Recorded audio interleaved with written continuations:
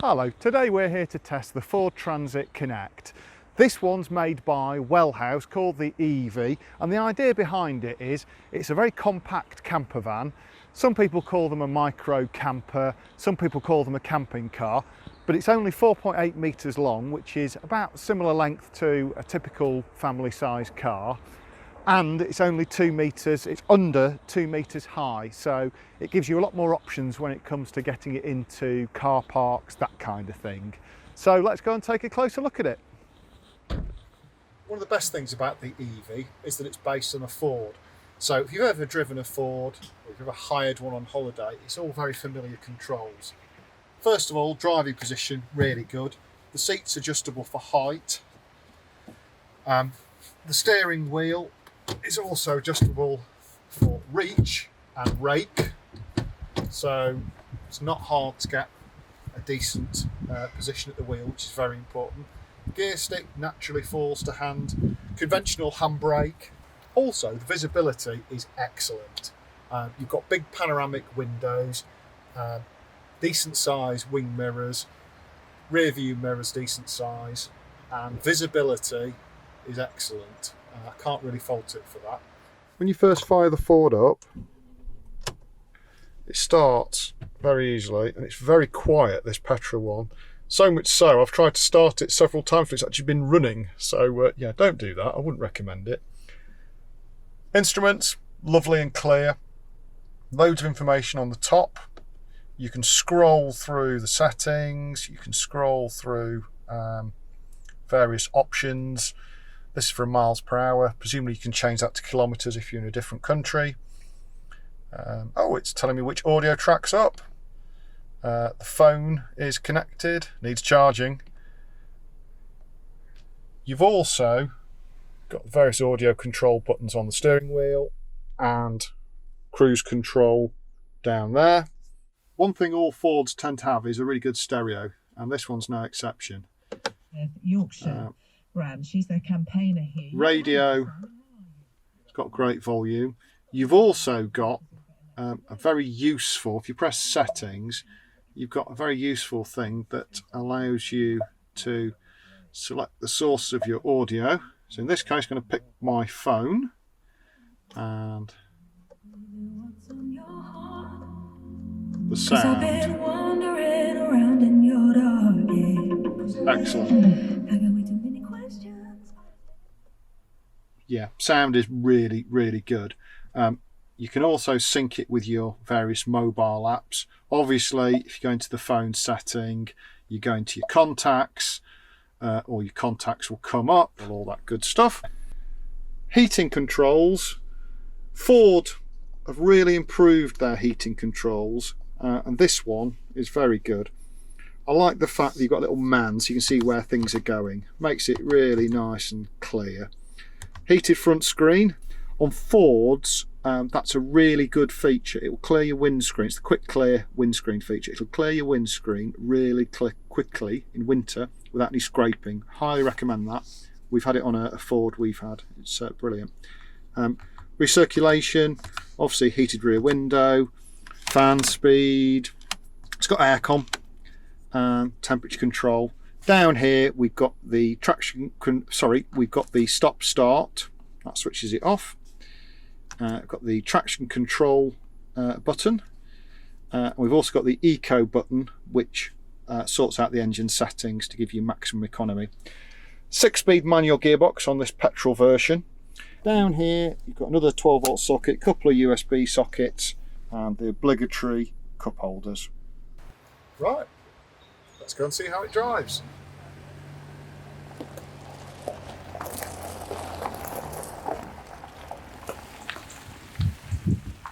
Well, this particular one is powered by the 1 litre EcoBoost petrol engine. Unusually for a camper van, this is one of the few vehicles you can get with a petrol engine. It's quite a nice little engine. It's smooth to drive. It's got that typical Ford layout. So if you've ever driven a Focus or a Mondeo, you'll be immediately familiar with all the controls. Gearbox is nice and smooth. Clutch, brake pedal and throttle are all nicely positioned, and it's got quite a car-like driving position. probably as car-like as it gets in a camper van. So it's very usable as a daily driver. Ooh, signal down here. And yeah, it's smooth, easy, refined. I think that's probably the most notable thing. The engine, I think it's a 3-cylinder EcoBoost, and that gives it quite a nice little engine note. Can't really hear it now, but when you're revving it, you get a little bit of quite a nice sound, so that makes it feel even more car-like. I like that. As a petrol head, I like that. This particular version it's got the 6-speed manual. On the diesel models, you can also get a power shift automatic if you prefer. So there is that option if you don't want to be pressing a clutch pedal. Even on bumpy roads like this road onto the campsite, suspension and ride really good. There's no jolting or banging around that you sometimes get with larger camper vans. You forget it's a camper van.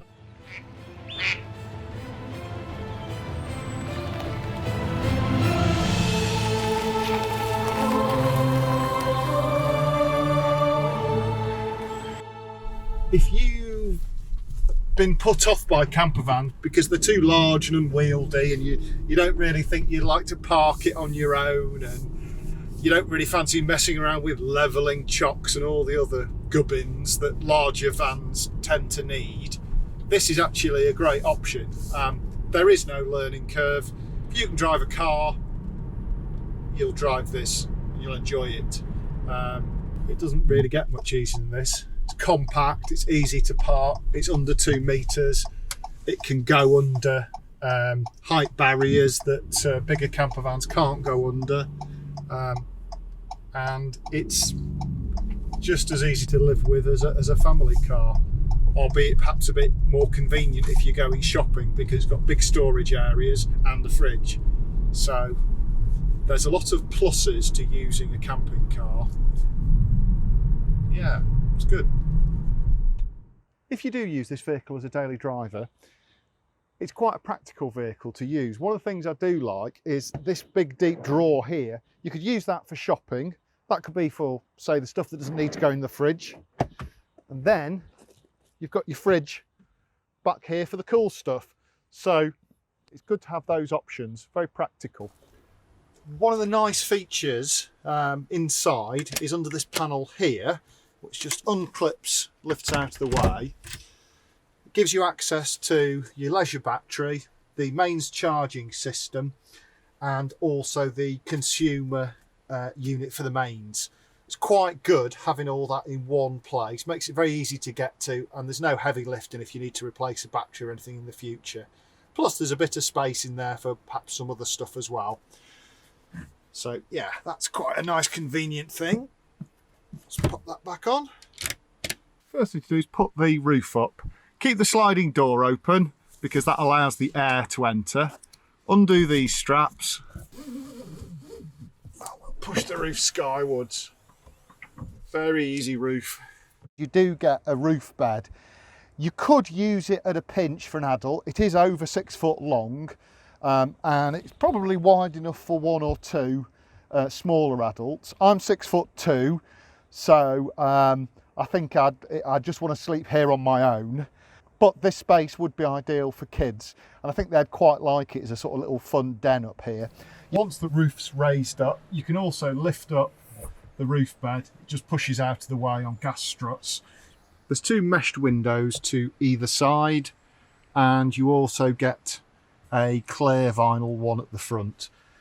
There's a couple of reading lights too.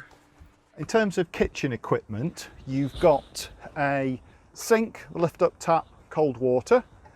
You've also got a 2-burner gas hob. So that's all usual sort of camper van fare. There's also a little bit of worktop space. You put mugs, your kettle. There's also a 240 volt socket, a couple of USB points, a 1 amp and a 2.1 amp. There are also 2 overhead lockers Ideal for sort of packet food, things like that, lighter things, maps, perhaps gloves, socks, that sort of thing. Down below, you've also got a useful large cupboard under the sink, as well as a slide out drawer that you could use as a chopping for a chopping board, that kind of thing. Obviously you've got the 29 litre Vitrifrigo compressor fridge, so that's nice to have. That replaces the top loader that was fitted to previous models. As it's a camping car, the lounge space is pretty modest. Hello ducks.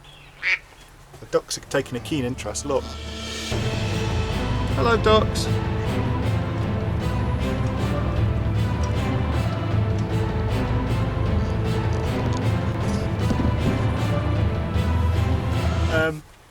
Shh. Keep quiet. Filming. They did.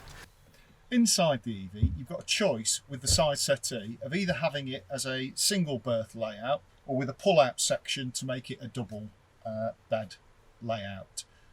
So it's either a single or a double berth. You've only got 2 travel seats, and Wellhouse resisted the urge to try and cram in another pair of travel seats, which in a vehicle this size, I don't think it would have worked that well. So I think that's a good call.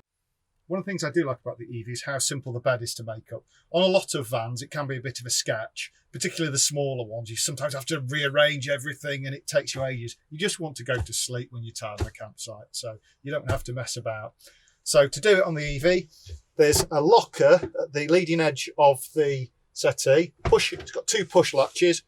Push it out, it opens to reveal quite a deep storage area. That'd be ideal for bedding. Then you just grab the rear cushion and plop it over the top. You don't need to move it around or orientate it in any particular way. Bed itself, 6 foot long. It's got a nice comfortable foam topping. I'm 6'2", and I'd be absolutely fine on this.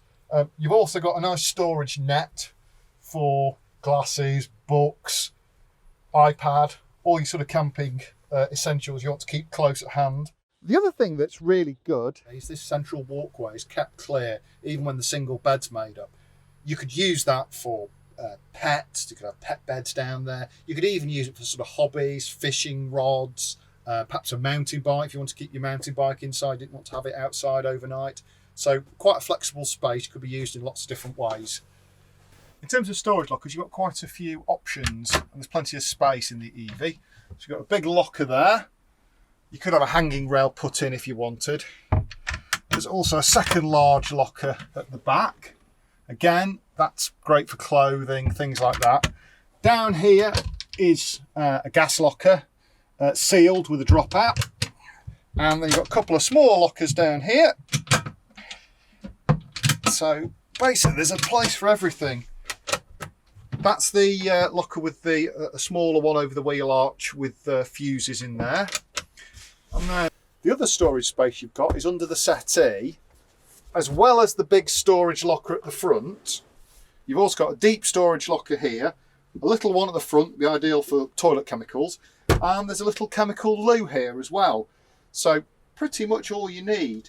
Even though it's a camping car, you've also got room for this loo in the walkway space at night. So you don't need to rearrange furniture or anything if you just want to have a wee in the night. Really important when you've only got a compact camper. This big walkway, ideal for loading hobby kit, that kind of thing. You've also got a water point there for an external shower. That's great for rinsing off wetsuits, wet dogs, mountain bikes, that sort of thing. I mentioned before, gas lockers in there, so it's nice and convenient to get at if your bottle runs out. I also like the white clean floor. I think that's always important if it's more of a sort of outdoor hobby style of vehicle. So yeah, overall, an impressive vehicle, especially when you think it's only 4.8 metres long. So it's slightly shorter than a VW Transporter. So in terms of driveway real estate, doesn't take a lot of room up, this one. You don't need to be tall to put the roof down on the Evie. Just pop the roof bed down, Pull down on the grab handles, pull the sides in and the front in, just let it drop down. All you need to do is check there's no canvas trapped in the seal outside, and then tighten up the straps and you're good to go. If you're looking for a camper van and the thought of a larger vehicle has kind of put you off, and even something like a Ford Transit Custom you think's a bit too large for you, the Transit Connect is a different option. You've also got some petrol options, which is unusual in a camper van. So if you're dead set on getting a petrol, it's a good petrol option. It's 100 horsepower, it goes really well. Nice little warble to it as well. A very characterful engine, like it a lot. But I've saved the best bit till last. The best bit's the price. You can build it on a new vehicle. On a new vehicle, it's around 33,000, 34,000, depending on what spec and options you go for. So it's very keenly priced, even on a new vehicle. But you can also build it on a used vehicle, and prices for those start from around about the £24,000 mark, but obviously it depends how much the base vehicle costs. Speak to Wellhouse on that, they can sort you out a price. But as an entry-level camper van that's practical, can easily replace a car, £24,000 doesn't seem a lot to pay to me to get out there and enjoying the freedom of a camper van. So whether you call it a camper van, a camper car or a micro camper van doesn't really matter. The main thing about this vehicle is it will get more people into our amazing hobby, and it's good fun to drive. And with prices starting from sort of 24,000, it's a lot of van for the money.